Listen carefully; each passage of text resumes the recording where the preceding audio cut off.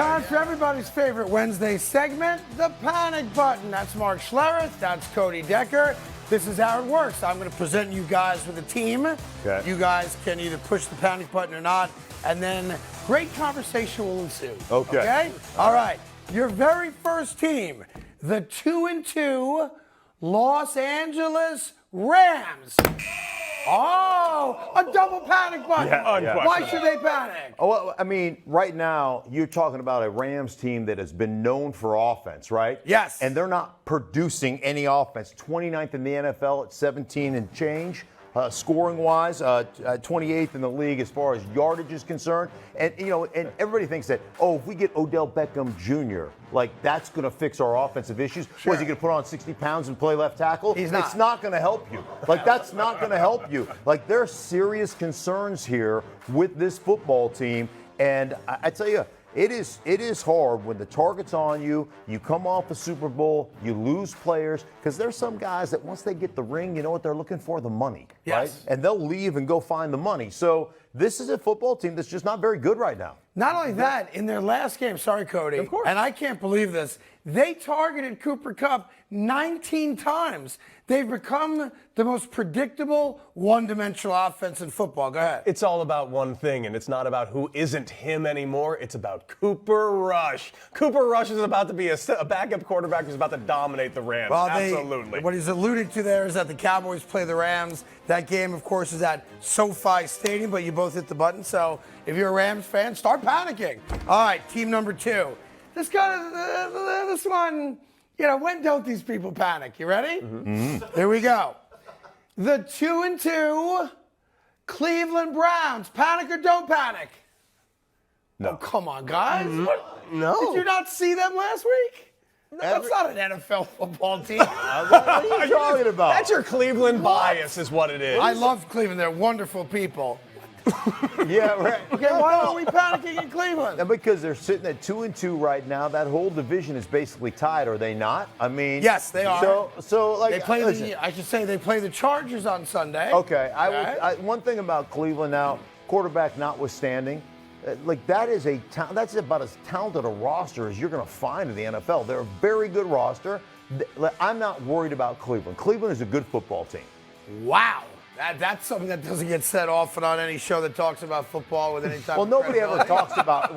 talks about Cleveland on any football Right. show. That's also very true. I mean, that's why nobody says it, because that's never a topic. The big news in Cleveland, I think it's either this week or next week. Deshaun Watson's allowed back in the facility.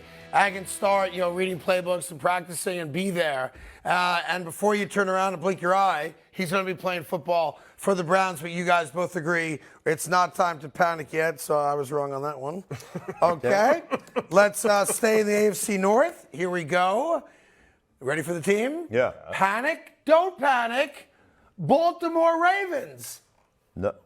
Hit the damn thing. No Hey, come on, Lamar Jackson's there. They're the end. They're the worst second half team in football. So what? Hit the thing. No. Hit the thing. Wait a minute. Have they? Hit the thing. Have they been good in the first half? They're great in the first half. Okay, they can play. They just have to fix the second half. It's a 60-minute game. Hit the thing. No. Listen.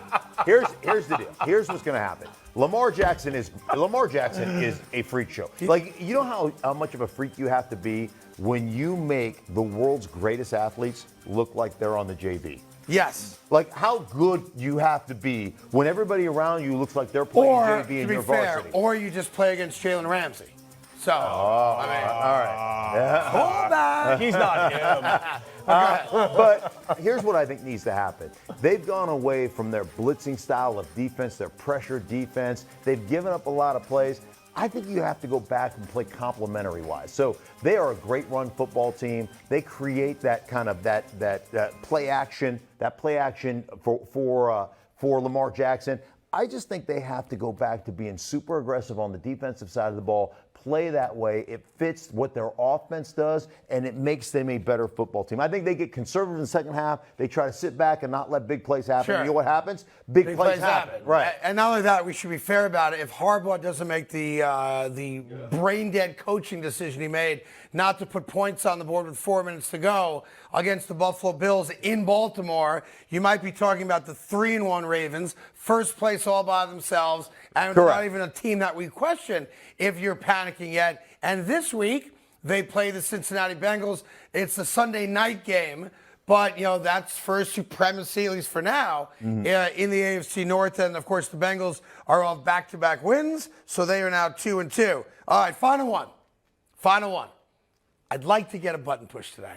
So I'm going to go off script. You pushed. Here we go. You pushed the Baltimore one 14 times. I panic at everything. Okay. Yeah, I panic. I wake up on that. It's inherent. Here we go. Okay. You ready? All right, yeah. AFC East. Should the Miami Dolphins panic? No, really? Yes, I got a button push. Go. Of course, they lost their think not. quarterback. And when are they going to let that guy come back, really? Never. Right. I mean, it may be several weeks before he comes back, maybe more. I don't know. And so I get it. You've got a professional in Teddy Bridgewater, and Teddy Bridgewater's a great guy. He's never seen a check down that he couldn't complete for less than the first down and punt. That's the modus operandi, right? Oh, it's 3rd down and 12. Let me throw a 3-yard out. Let me throw a swing pass. Oh, we got tackled for 6. Hey, way to go. Let's punt. That's what this offense is going to become. I love Teddy. Teddy's a great guy. There's a reason they call him Check Down Teddy, because he throws a lot of checkdowns. They play the Jets, by the way. The Jets try to win. Oh, never mind. Wait a minute. Can I untake that? Can I take that off? Unpanic. I got one. Oh, no. Listen, I can't tell you the last time the Jets won 2 games in a row. I really can't. Hey, Troy, when's the last time the Jets won back-to-back games? Troy's our researcher over there. Probably 2. I'm sure it's going to take a little time for him to get to that. You got to go way back to the days of Namath, I think. I was going to say, does the internet go back, like it was before the internet was born? Did they have the record? Were they called the Titans at the time? Oh, okay. It was 2019, Craig. 2019? 2019, they won 2 games in a row. So it's been 3 years. We won 3 games in a row. Wow. What was the final record? They went 7-9 that year. Fit yourself for a ring, Yeah, Craig. but I think, if I'm not 7-9. mistaken, correct me if I'm wrong, they won those games, and unfortunately, that save was it Adam Gase's job.